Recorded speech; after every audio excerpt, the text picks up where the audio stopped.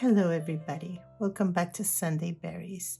Today we are going to be taking a look at the most controversial watercolor set that I have purchased in 2024. I am talking about Schmincke Horadam Natural watercolors, which are, as the name suggests, natural-based colors. Some are extracted from plants, others are extracted from minerals and earth pigments. There is a total of 16 watercolors. Now, I got them because I thought they were regular watercolors, except that they were completely vegan. I thought that was a great idea, especially for people who love vegan watercolors and want to keep it safe and eco-friendly. Prior to purchasing these colors, I did try to find out about them a little more. And so I watched a couple of reviews. The reviews I watched weren't all that good. Even with that, I did go ahead and purchase them. And for me, the experience of swatching these colors was completely unexpected, to say the least. The colors are beautiful, but they were very, very different than traditional watercolors that I am used to. I did try to play with them a little. It was quite interesting. I wasn't completely disappointed at them. As a matter of fact, I even say in the video that I would explore them further because I really did think that there was something about them that was interesting. After that video, I started playing with them, trying to find out a lot more about them. What I did not know at the time is that these colors are not watercolors. They are a fusion between watercolor and gouache. And because of that, these colors do not work as somebody would expect if they are expecting the results of traditional watercolor. Let me show what I found out. The first thing I did was to not try to work with them as watercolor and try to reduce the amount of water while using them to see what to expect from them if I was going to use them as gouache. And these were the results. This was simply a test. It wasn't meant to be anything in particular. But as you can see, the colors are quite vibrant. I made this around June 2024, and you can see that vibrancy in the color, and you can also see the body that these watercolors have, or this fusion between watercolor and gouache. So playing with the amounts of water that you're using, you can actually get some interesting results, particularly, and let me give you a close-up. For example, take a look at this beautiful residue and how it worked.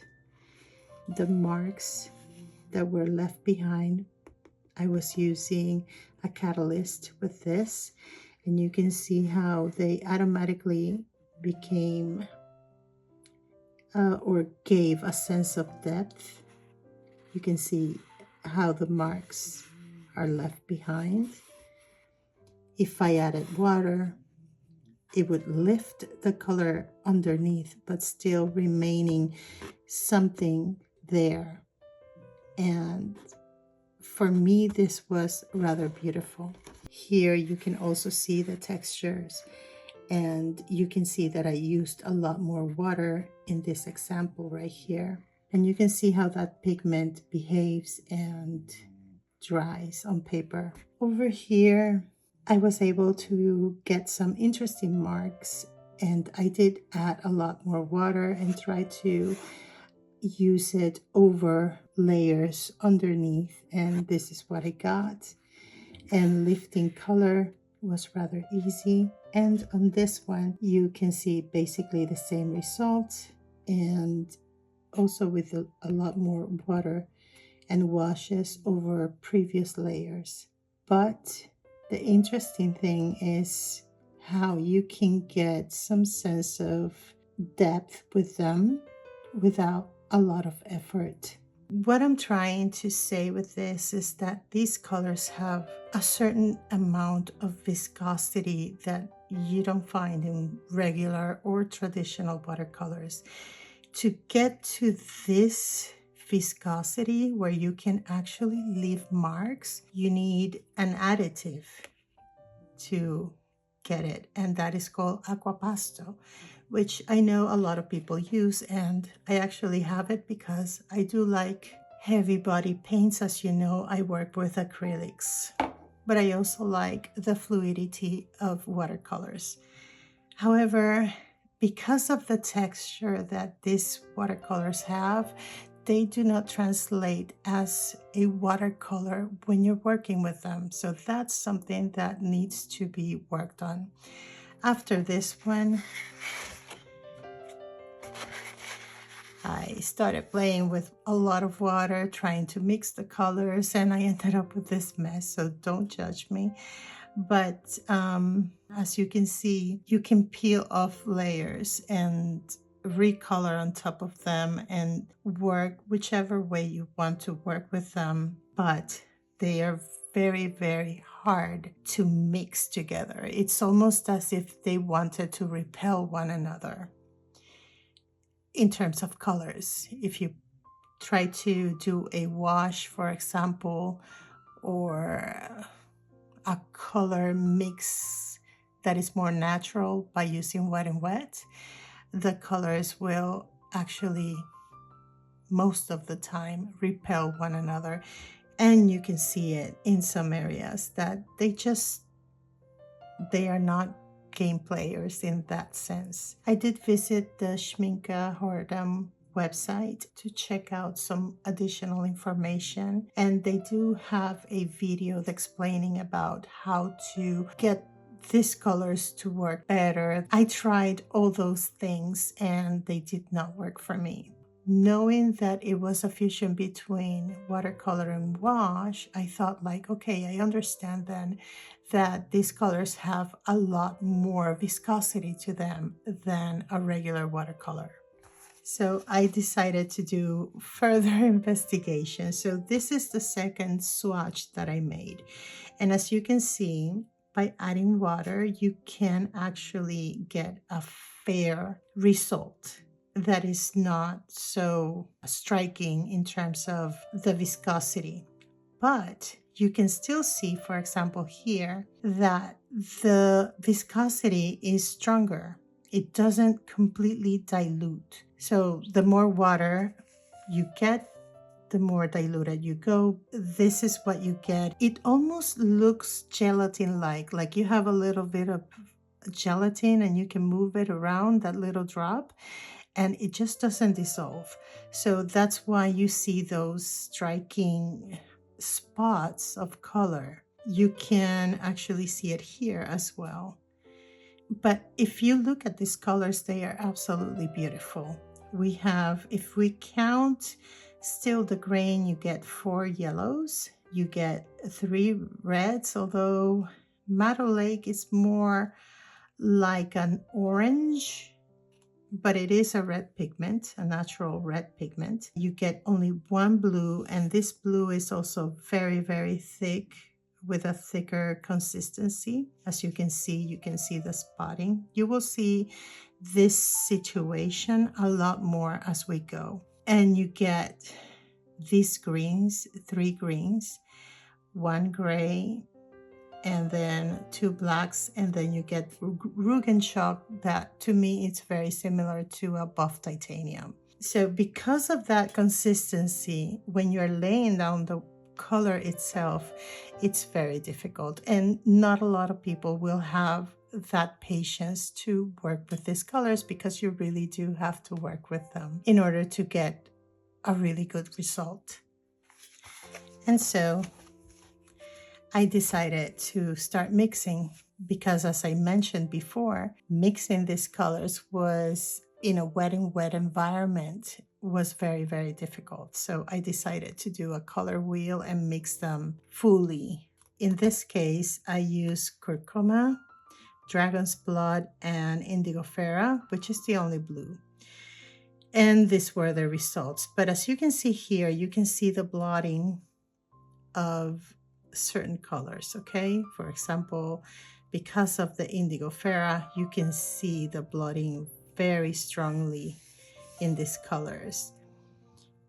And obviously, curcuma, it's another heavily bodied watercolor, so it will also blot the other colors. Dragon's blood is not as big an offender, but it is as well, in a lesser quantity than, for example, curcuma or indigo ferra, but it does behave closer to a watercolor.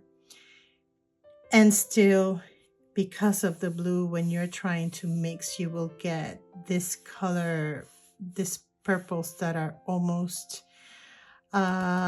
more, I'm not going to call them earthy, I'm going to call them toned down, very muted, absolutely muted. And I think that perhaps there's a little bit of yellow in this dragon's blood or a little bit of green here, but I am not sure because you don't know the pigment that they are using. Now, I did mix all the three colors that I selected here and got this beautiful chromatic black or neutral. And what I did with the neutral was to mix it then with the three primary colors that I selected for this particular wheel, and then you get all these beautiful they are beautiful. The results are beautiful, very muted down, red or grapey color, another muted blue, and then a beautiful green. But as you can see, you can tell there's the texture of the color is very different than traditional watercolors.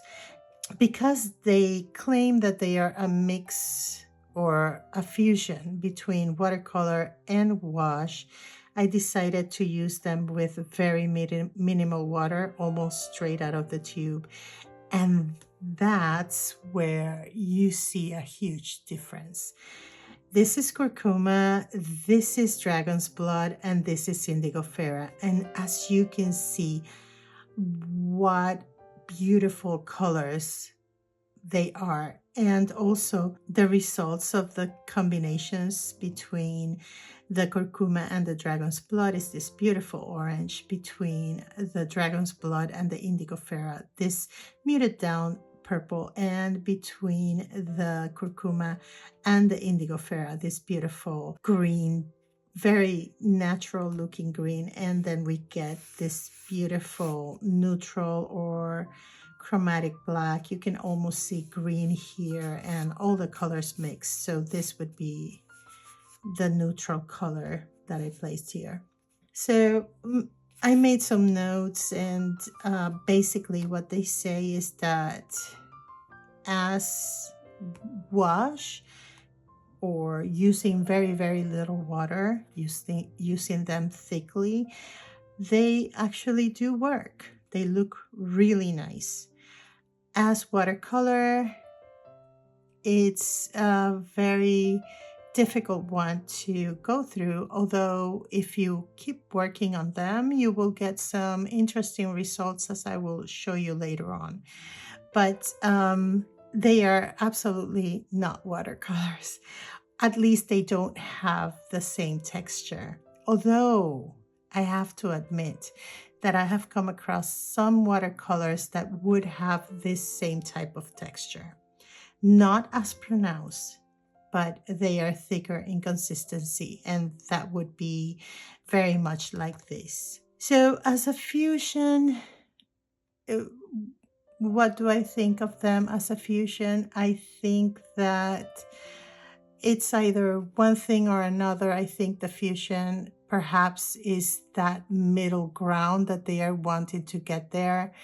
And I also think that it would be really interesting if they can get it going properly. Perhaps this is just the beginning of something that is going to get better in the future. But perhaps right now it's still undecided.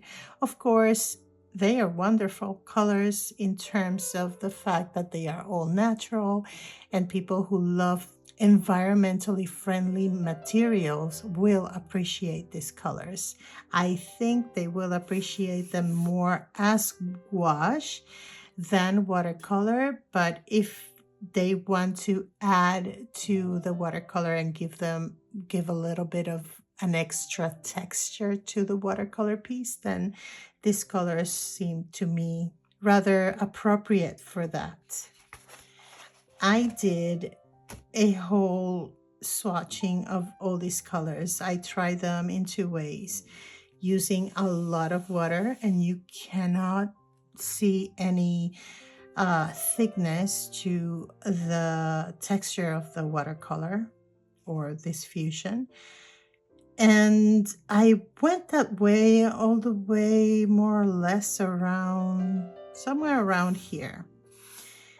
But as you can see, it's very, very uneven application no matter what you do. There was a lot more water at the beginning, and then I decided to try to work it out as I would normally use a traditional watercolor. And this is what I was getting. And you can see the spots and the blotting where I could not destroy that texture. There was no way. You can see them here. It's like little, not bubbles, but something that the pigment sort of sticks together, and it's very hard to dissolve. And then when I got to this area, I decided to use a lot less water.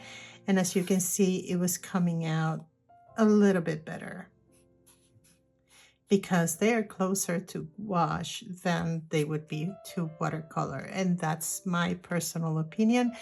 I could be completely wrong.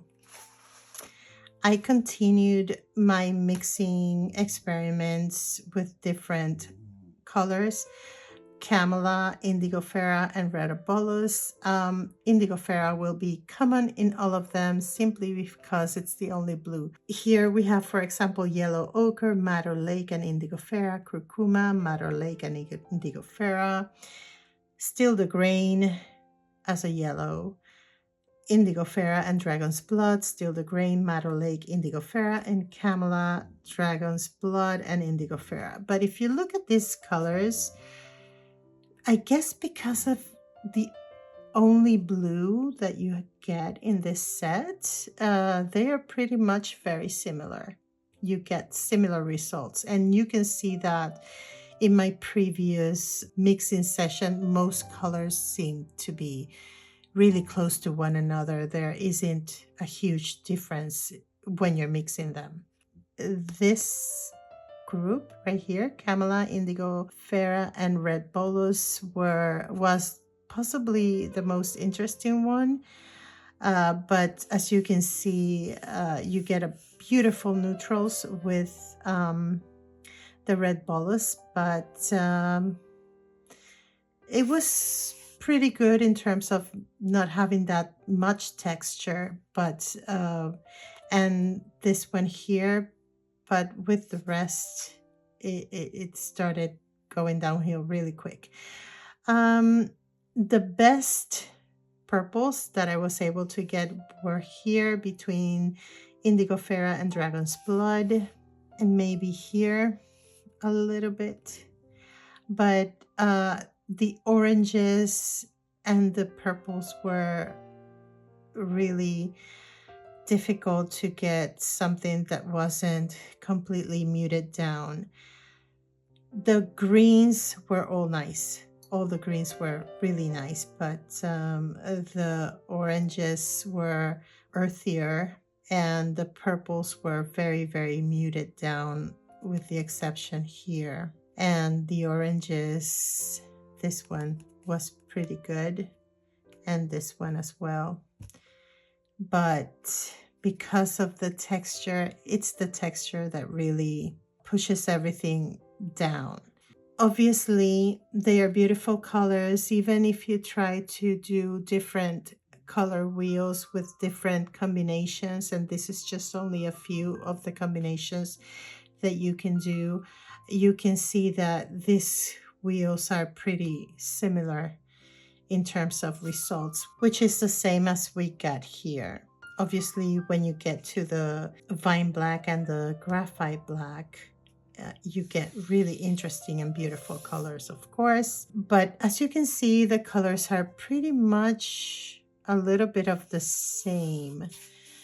Yeah, it seems really nice, and you can expand your color, but it's still very close to one another. So that's my personal opinion here. So because there are so many different opinions and so many people do not like these colors, I think they are the most controversial, even for myself and for my own personal opinion. These colors are very controversial because you're expecting one thing and then it's completely something different. I think that there is a correlation in art. For example, you start with graphite and you then move on to charcoal, and then you moved on to color pencils, and from color pencils to watercolor pencils, and from watercolor pencils to watercolor, and then from watercolor to gouache, and from gouache to acrylic, and finally then oils. So I think perhaps, and I have no confirmation on this, and this is just my speculation, this is going to be something that is going to fall right in between watercolor and gouache, and it could develop into something really good if that formula is really worked on,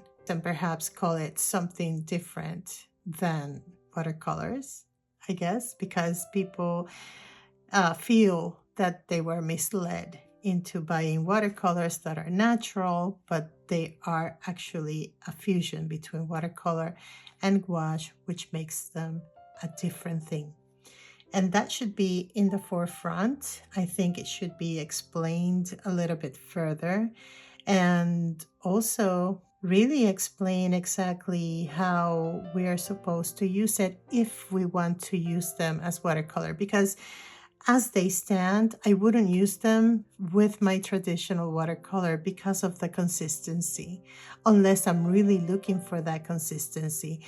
And I wouldn't use them as gouache because they are so expensive that you would go through each tube so quickly that the price tag would be just too much. I do love Schmincke. I do.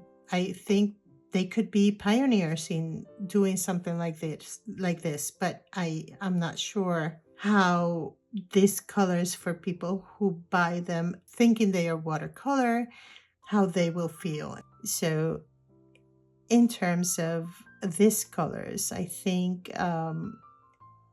there should be more coming from the company, I believe, that really do explain what the thinking behind it was, because that way people who are thinking they are buying a watercolor, they do not end up buying something that it's just not. It works like a watercolor, it works as a wash, but the consistency is completely different. The question is, can you paint with them as watercolor? And the answer is yes, you can paint with them. It's not going to be the greatest painting. You have to really water down the color in order to be able to do anything and work in either a very, very large format or a very small one, so you don't give the colors a chance to do this. I don't know what the perfect water ratio would be with these colors. I do believe that they absolutely work as gouache. They do. Can you paint with them as watercolors? Yes, you can, but you have to be really patient and take your time with these colors. You have to allow them to dry fully and completely. Otherwise, the layer below it's going to lift. So that's another thing right there. Although traditional watercolors will do the same, but not at the rate this one does. So if you ask me, are these colors for me? Do I regret buying these colors? I will just say that I do not regret having purchased them, because I would be completely unhappy for the rest of my life for having paid so much for these. I am really excited that I got them because I did get to see them. I did get to work with them. I did get to see what they have to offer and find out that they are actually beautiful colors, but they are not for everybody. And that's the important part. If you do not want texture in terms of consistency, to have a heavier consistency in your watercolor, these are not the watercolors for you. The only two that I would recommend would be the Vine Black and the Graphite Black, which are perfect. They are perfect. And still the grain actually does work very much like watercolor. But the rest of them are completely different. And so I have to be completely honest and transparent about my findings. And are these colors for me? I think the answer to that is no. However, it's not like I am going to discard them. I will continue to use them. I will continue to explore these colors, but that's just me. That doesn't mean that somebody else will make the same decision. Because I come from the acrylic world, I do not mind the consistency of these watercolors. I think they lend themselves to be worked in a different way, and it could yield wonderful results. That is why I am keeping them. I will be using them, but I will not treat them as watercolors, simply because I think that using them with less water will give you better results overall. You can use a lot of water and try to use them as watercolor, but if we look at them here with very little water, the results are absolutely stunning. So as gouache, or mixing them with gouache, would be an interesting future step for me to take to see where that takes me. But for now, this is my review. As you can see, you can use them with very little water and you're going to get really nice texture, and you can use them as watercolor, and you need to be prepared to work a little bit extra to find that happy medium where you can be able to use these colors. But as wash, they are fantastic. They look absolutely beautiful. You can mix them as any other color. In conclusion, I hope that I was able to explain things clearly. I want everybody to know that these are solely my personal opinions. I do love the color range. It's beautiful. I do not like the fact that as a watercolor, they don't look as good as traditional watercolors. As gouache, they actually do look great. Is it possible to paint a watercolor piece with them? Yes. Is it possible to use them as gouache? Yes. I think in order to take the most advantage to these colors is to find a happy medium.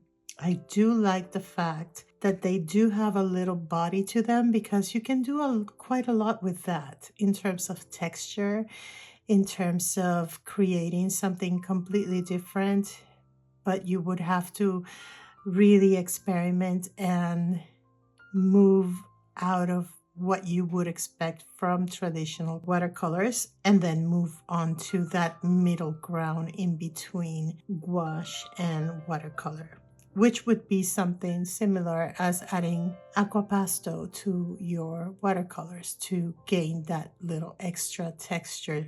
If you're going to get these colors, do know that they are not like traditional watercolors, and they are very closer to gouache than to watercolor, but it is possible to use them as watercolor, but thinking that they have a lot more body than traditional ones.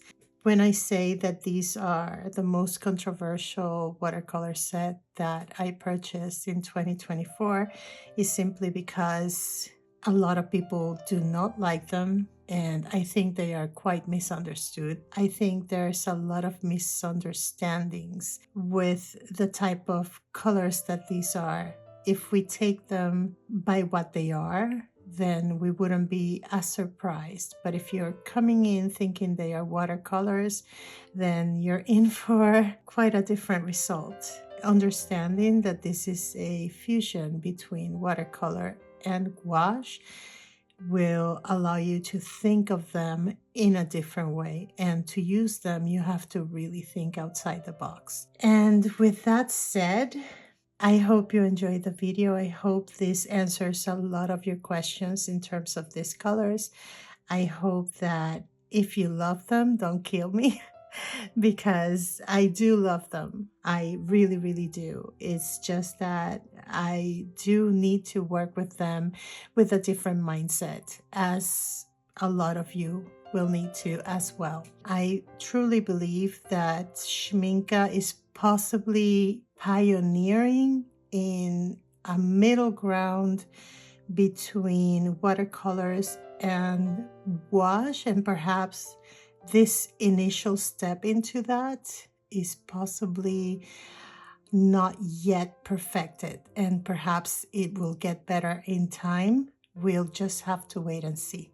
So with that said, my friends, I'm going to finish this video. I hope you have enjoyed it. If you did, please give it a thumbs up. I really will appreciate it. Let me know in the comments what you think. I'm open to receiving all views. I love to see the point of view of everyone. And if you haven't subscribed to the channel, take a moment and hit the subscribe button. Hopefully you'll enjoy the future videos that I have for you. With that said, please take care of yourselves. Please stay safe, be kind to one another, and I will see you on the next video. Until then, bye.